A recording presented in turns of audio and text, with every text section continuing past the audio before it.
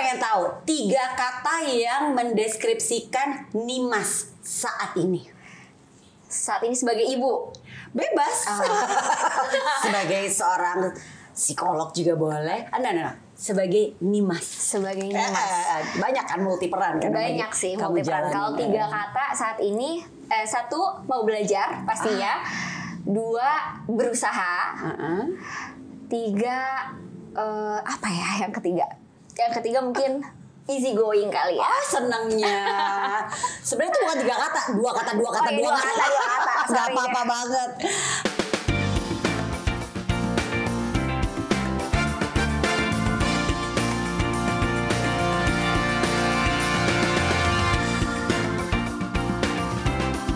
Hai Moms, kita ketemu lagi di Moms Talk bersama saya Novita AJ, Editor Chief Mother and Beyond. Dan kali ini kita akan ngobrol-ngobrol sama tamu kita. Aduh, aku senang banget deh ngobrol sama tamu kita ini, Moms yang satu ini, karena luar biasa banget.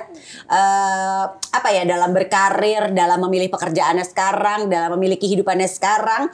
Kita akan ngobrol-ngobrol nih. Kalau mungkin Moms aku mau ngajak dulu flashback ya. Masih inget dong sama sinetron Candy 17 tahun yang lalu ya?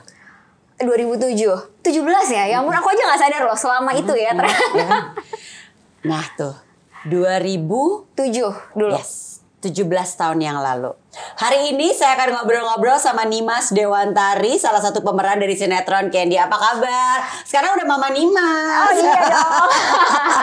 Baik. Ini kan lama gak kelihatan di layar kaca. Sekarang Nimas ini menikmati perannya sebagai ibu dari seorang putri cantik bernama Sienna. Bukan cuma itu, yang luar biasa dari Nimas adalah sekarang fokus menjalani karirnya sebagai seorang psikolog klinis. Keren kan, Moms? Dari artis, habis itu jadi psikolog sekarang. Kita mau tanya-tanya sama Nimas dulu. Gimana sih ceritanya bisa sampai akhirnya memutuskan untuk aku mau jadi psikolog aja, ya kan? Nimas, sibuk apa sekarang? Sibuk praktek pasti ya, sebagai psikolog klinis. Sebelum kesini aja praktek tadi. Iya, tadi sebelum kesini praktek dulu gitu kan. Praktek sebagai psikolog klinis dewasa dan mama for Sienna dan jadi istri juga pastinya. Betul, ya kan, itu luar biasa loh. Kamu kan memulai karir di dunia entertainment, di dunia hiburan. Waktu itu tahun berapa pertama kali memulainya? Umur berapa? Ingat gak? Aku tuh sebenarnya mulainya tuh mungkin kayak on off gitu ya. Jadi aku tuh dari aku TK, bahkan aku umur 5 tahun, aku ingat banget dulu aku tuh suka di foto. Jadi awalnya itu aku bintang iklan, tapi cuma foto aja, belum syuting gitu. Karena aku suka di foto, tapi aku pemalu. Jadi foto aja, kalau foto aku bisa. Terus beranjak SD, aku main iklan gitu, berbagai macam iklan lah. Pada saat itu kan saingannya nggak terlalu banyak. Betul. Ya, balik lagi dia lagi gitu. Jadi aku sering main iklan pas SD, kemudian ada tawaran main sinetron, tapi dulu masih weekly. Jadi anaknya siapa gitu kan ceritanya. Baru pas SMP itu 2007 aku pertama kali stripping. SMP 2007 pertama kali stripping. Kelas 1 SMP. Wow. Oke. Kita skip, kita maju ya, istilahnya tuh fast forward ke kehidupan kamu sekarang ini.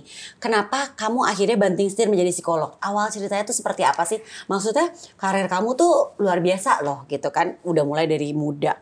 Terus menjanjikan. Kenapa memilih untuk banting setir, aku menjadi psikolog? Kenapa mau jadi psikolog? Sebenarnya awal belajar psikologi itu nggak sengaja, kayak Ji, benar-benar nggak sengaja. Jadi awalnya tuh aku dulu ambil IPA, aku suka IPA, biologi, kimia, gitu. Aku pengennya ambil teknik pas kuliah, tapi tapi namanya pada saat itu syuting terus kan, ya nggak pernah belajar dong buat pada saat itu SNMPTN ya, kan itu harus belajar gitu kan. Terus nggak diterima, pada saat itu sempat down juga. Aduh, aku tadi udah dapat bocoran kamu ambisinya tuh masuk negeri pada pada saat itu karena kakakku di negeri. Iya, betul. Terus akhirnya aku gimana ya, terus mamaku bilang no gap year, nggak boleh gap karena kamu kalau gap kamu nggak akan sekolah, katanya gitu kan. Jadi udah kita ambil aja yang bisa gitu, cari swasta. Terus katanya oh ini nih kampus ini bagus psikologinya, udah kamu ambil psikologi aja tanpa tahu psikologi itu belajar apa. Serius aku nggak tahu, aku tanya kayak katanya psikologi dengerin orang curhat gitu. Terus aku kayak ayo. Aduh aku tuh gak terlalu dengerin orang curhat ya, tapi coba deh mungkin seru ya ilmu tentang manusia gitu. Udah deh aku coba dengan gak ada bayangan apa-apa. Tapi ternyata pas kuliah wah seru banget. Dan aku specifically suka banget klinis, tentang klinis dewasa gitu, tentang klinis lah pada saat itu psikologi klinis. Aku belajar, aku suka banget, aku enjoy banget belajarnya. Terus aku mikir, wah aku nih kalau aku syuting, aku nih udah syuting dari kecil. Aku udah syuting dari kecil. Mungkin kalau aku pengen bisa hal lain, inilah jawabannya nih, psikologi. Gitu. Okay. Terus aku bilang, kalau nanti aku punya keluarga, aku punya anak, aku juga nggak mau nih syuting dari pagi ketemu pagi. Dulu yang aku alamin kayak gitu ya. Jadi syutingnya, aku tuh dulu pulang sekolah langsung syuting. Pulang sekolah tuh benar-benar cus ke lokasi syuting. Terus syuting sampai pagi. Terus tidur di rumah begitu lagi. Setiap hari begitu. Terus aku pikir kalau syuting emang seru sih, seru banget syuting. Menurutku pasti. seru. Tapi aku pengen nanti kalau aku lagi nggak syuting, aku punya pekerjaan yang bisa waktunya lebih fleksibel. Gitu. Karena kan kalau sekalinya syuting kita sibuk banget, tapi kalau nggak syuting kita nggak ngapa-ngapain. Leyeh banget gitu Leyeh kan. banget, bisa sebulan nggak ngapa-ngapain Betul. gitu. Tapi nanti syuting berbulan-bulan kita sibuk kayak gitu. Jadi aku pikir, aku pengen coba deh profesi lain gitu. Apa ya? Oh mungkin psikolog gitu. Karena kalau psikolog kan jamnya sesuai jam praktek, mungkin relatively lebih bisa diatur. Walaupun ternyata pas sekarang udah jalanin, oh ya sibuk juga ya. Oke. Gitu. Jadi dari situ ceritanya. Oke, tantangan kamu nih sebagai seorang psikolog, apalagi psikolog klinis gitu kan ya, pengen tahu deh, dan pengen tahu juga ada pengalaman menarik apa nih selama kamu udah jadi psikolog klinis tuh, udah praktek berapa lama jadi ini sekarang? Dari sekitar 2021. Berarti sekitar 3 tahun hampir. Wow, oke. Udah lumayan loh 3 tahun itu. Nah, tantangannya sama pengalaman yang gak akan pernah kamu lupain apa? Banyak banget sih. Banyak banget, kayak setiap hari tuh di ruang praktek ada pengalaman baru, ada pembelajaran baru gitu ya. Ada kasus-kasus yang beda banget gitu. Tapi kalau dari aku yang seru banget apa? Aduh banyak. Kalau seru tuh banyak gitu. Susah ya aku bilangnya. Iya sih. Gitu. Atau kayak tantangannya mungkin itu kali ya. Apalagi kan kamu juga sekarang punya anak umurnya 1 tahun, ya kan? Itu pasti kan? Iya. Tantangannya sebagai seorang psikolog klinis, kalau aku apa ya, tantangannya tuh gimana caranya, kalau dari aku ya, karena kan setiap hari pasti dengerin permasalahan orang, dengerin.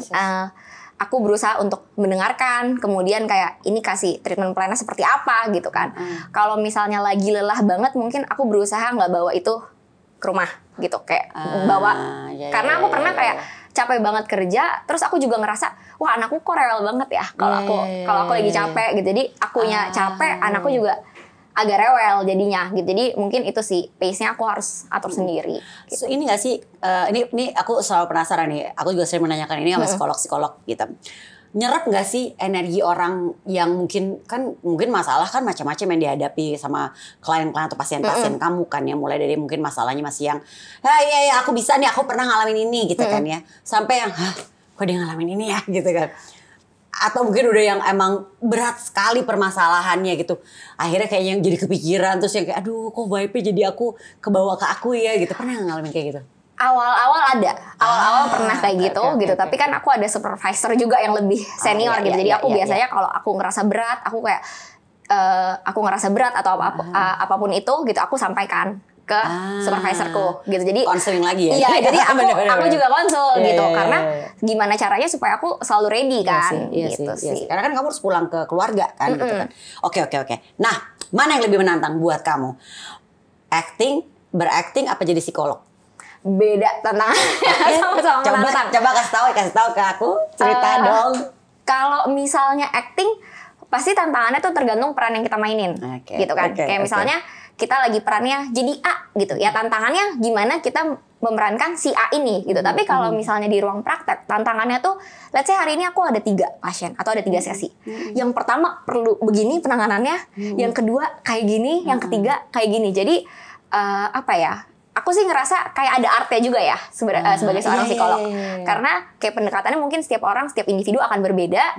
Dan kemudian guidelines-nya udah ada gitu. Tapi kan gimana kita acuannya gitu kan, kita di tempat praktekku tuh evidence based practice gitu. Jadi kita praktek berdasarkan evidence based. Tapi kan gimana kita bawa sesinya itu juga ada artnya sih menurutku gitu. Sekarang kehidupan Dimas juga disibukkan dengan status atau bukan profesi ya, apa namanya, status sebagai ibu lah, betul kan ya? Peran sebagai ibu ya kan. Nah ini Sienna umurnya sekarang udah 1 tahun. Setelah menjadi ibu selama 1 tahun, apa yang berubah dalam kehidupan Dimas? Berasa nggak? Banyak. Banyak. Gitu. Kalau dulu tuh aku berkegiatan atau ngapa-ngapain itu aku kayak nggak ada capeknya, nggak ada remnya.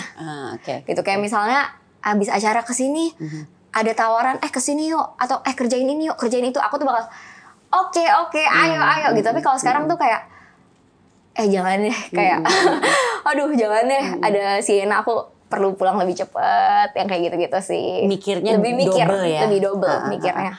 Tantangan menjadi seorang ibu buat Nimas, apalagi kan Nimas juga punya ilmu psikologi kan, dimana kan yang sebenarnya kalau dulu kan kayak gini teorinya gini, tapi begitu dibawa ke rumah harus dipraktekin kepada anak, sulit ternyata. Nah, apa tantangannya? Nggak usah ke anak, ke suami juga sulit sebenarnya. Oke, baik. Ke suami itu juga sulit gitu sebenarnya. Tapi kalau aku sih, kalau misalnya ya ini kan peran yang baru buat aku. Makanya tadi aku bilang mendeskripsikan diri aku tuh mau belajar dan mau usaha gitu. Karena menurut aku menjalani peran ini setiap hari aku belajar, setiap hari aku usaha. Oke, gimana caranya aku nggak bisa supaya aku jadi bisa, kayak gitu. Jadi usaha terus gitu kan. Kayak misalnya banyak yang dulu aku cuma baca di textbook, kemudian aku ngalamin beneran kayak gitu. Kemudian aku ngalamin. Beda nggak? Beda lah gitu. Kalau dulu kan kayak gini ya gitu. Tapi kalau sekarang ngalamin kayak gini ya rasanya. Awal-awal juga dibilang kan penyesuaian lah ya, jadi seorang ibu gitu. Awalnya aku kayak bisa kali ya. Tapi benar-benar hari pertama aku ngelahirin itu aku kayak orang bingung. Jadi kayak kalau dibilang kayak baby blues enggak. Tapi aku lebih kayak wow, itu keluar dari perut aku ya. Overwhelmed nggak? Iya, overwhelmed sih nggak, tapi lebih kayak bingung gitu, masih kayak harus gimana. Kemudian aku tuh juga sebenarnya dulu tuh nggak terlalu luas gitu ya pegang bayi, karena aku di keluarga aku juga bukan yang kayak punya ponakan terus aku gendong-gendong gitu. Aku nggak pernah gendong-gendong bayi. Aku takut banget karena kayak fragile banget gitu kan. Ternyata aku punya bayi, aku awal-awal aja nggak berani gendong. Aku bilang tolong dong, aku tangkep. Jadi aku bagian nangkep aja gini pas hari pertama tuh. Gak berani ngangkat gitu ya. Ngangkat gini. Padahal kata suamiku angkat aja bisa. Oh, suami kamu malah iya, suami aku malah lebih bisa. Dia langsung bisa gendong gitu. Terus aku kayak tolong gitu. Tapi lama-lama ya bisa ya gitu. Jadi ya udah belajar usaha gitu. Oke. Nah, gimana cara bagi waktunya nih Mas antara pekerjaan kamu, kesibukan kamu, dan juga mengasuh anak? Kan tadi kan satu dari teori aja. Aduh, di teorinya teorinya tahu, prakteknya nggak semudah itu ya gitu. Kalau aku dari awal kayak aku kan masih tetap pengen kerja gitu kan. Aku masih pengen kerja gitu, walaupun emang aku di awal sempet cuti gitu ya, karena kan pasti ngurus anak dulu gitu ya. Kemudian juga pelan-pelan nambah jam kerjanya tuh pelan-pelan. Awal mulai sedikit dulu kerjanya, baru sekarang udah mulai balik ritmenya ke normal gitu. Kalau misalnya ditanya, aku cukup aware sih, aku tuh kurangnya apa gitu. Jadi aku kalau aku butuh bantuan, ya aku bilang gitu. Aku tahu bahwa aku kayaknya emang butuh bantuan deh dari awal. Jadi misalnya kayaknya aku harus pakai pengasuh gitu untuk bantu aku mengasuh gitu. Ya aku nggak sungkan, nggak malu juga untuk terbuka soal itu, karena emang aku tahu diri aku kayak gimana gitu. Kalau misalnya weekend pengasuhnya lagi cuti, terus gimana? Yang bantuin kan nggak ada. Aku langsung telepon mamaku, telepon adik aku, dan mereka semua senang hati gitu. Benar. Ada pembagian tugas nggak sih sama suami dalam mengasuh Sienna? Kalau pokoknya suamiku bagian main. Oke. Yang urusan disiplin apa? Itu aku. Tapi kalau misalnya dia mulai kayak misalnya kan kadang-kadang kan ya biasa ya, kayak misalnya dia kayak tepok-tepok aku lah atau kayak jambak-jambak aku. Nah, aku bilang sama ayahnya, kamu kalau kayak gitu kasih tahu ya, nggak usah dibentak, tapi Sienna nggak boleh ya gitu. Tapi kalau urusan yang lain, ganti popok, tidurin kamu? Itu aku sekarang kalau tidurin tuh udah pasti sama aku gitu. Tapi kalau dulu pas bayi ganti popok tuh suamiku loh yang lebih jago daripada aku. Oh gitu. Oke. Nah, ini kan di bulan November juga kita tahu ada Hari Ayah Nasional, ya kan? Ini mungkin bisa diceritain lagi nih sosok suami kamu nih, si papahnya Sienna ini gitu, dan harapannya terhadap suami kamu untuk sosok ayah tuh, aku maunya kamu tuh seperti ini, atau aku udah seneng banget kamu sosok ayah yang seperti sekarang ini. Apa nih coba? Kalau aku ke ayahnya Sienna gitu ya, aku tuh seneng karena dia mau terlibat. Kayak misalnya weekend, Sienna tuh nge-gym waktu itu sempat pagi banget. Dan dia tuh sebenarnya agak keberatan kalau weekendnya tuh kita harus bangun pagi dan kita harus kegiatan pagi-pagi. Gak apa-apa, gitu ada ya. kok, aku juga gitu. Tapi dia mau gitu, walaupun kalau ada kesibukan ya dia nggak tiap minggu ikut gitu. Tapi dia mau banget terlibat dalam pengasuhannya Sienna gitu. Kayak waktu bayi dia gantiin popok, kemudian ya dia standby kalau aku lagi nggak enak badan gitu ya dia yang standby buat anaknya. Kemudian ya dia emang nggak bisa nidurin sih gitu, karena kalau nidurin kadang Sienna masih nyusu gitu. Jadi tapi dia mau banget untuk main bareng, dan Sienna pun aku lihat emang dekat banget sama ayahnya. Dibanding mama dia lebih sering ayah gitu. Jadi semoga sih harapanku ke depannya ya bisa deket terus sama Sienna, bisa terlibat terus di pengasuhannya Sienna gitu. Akankah kamu kembali aktif di dunia entertainment? Mungkin Bukan gitu. enggak ya, jadi bukan mungkin enggak, ya. gitu. Bisa banget aku balik mungkin nanti kalau misalnya Sienna udah lebih gede gitu. Aku sih mungkin ya kalau misalnya udah bisa lebih ditinggal gitu. Kalau sekarang kan mungkin masih nyusu, gitu, masih ASI, jadi belum bisa ditinggal. Jadi benar-benar kamu tuh enjoying your role as a mom ya, sebagai ibu, sampai udah deh karir di dunia entertainment on hold. Kita nggak bilang ditinggalin ya. Enggak On ditinggalin. hold, tapi untungnya kamu juga punya sesuatu yang memang ini membuat kamu juga jadi banyak belajar, dan ini bisa berguna untuk kamu sebagai ibu ya kan, sebagai istri dan sebagai anak. Keren banget sih kamu, aku love banget sama kamu loh. Jadi benar-benar ini yang dilakukan. Oke, satu pertanyaan terakhir. Kamu kan berkarir di dunia entertainment sejak masih kecil, tadi umur berapa? 5. Iya, itu dulu ya cuma iklan sesekali. Iya, gitu tapi kan itu udah dihitung lah ya. Kamu udah di dunia entertainment. Bolehkah Sienna terjun di dunia entertainment seperti mamanya, atau enggak Sienna, nanti aja kamu milih dulu, atau gimana, atau apa? Kalau dari aku tergantung anaknya. Yes, of course. Tergantung anaknya gitu. Kalau anaknya seneng, ya kenapa enggak gitu. Okay. Tapi mungkin dari aku punya pengalaman, aku harus kasih tahu dulu. Ini loh resiko-resikonya. Kalau syuting tuh begini loh. Ada enaknya, ada nggak enaknya.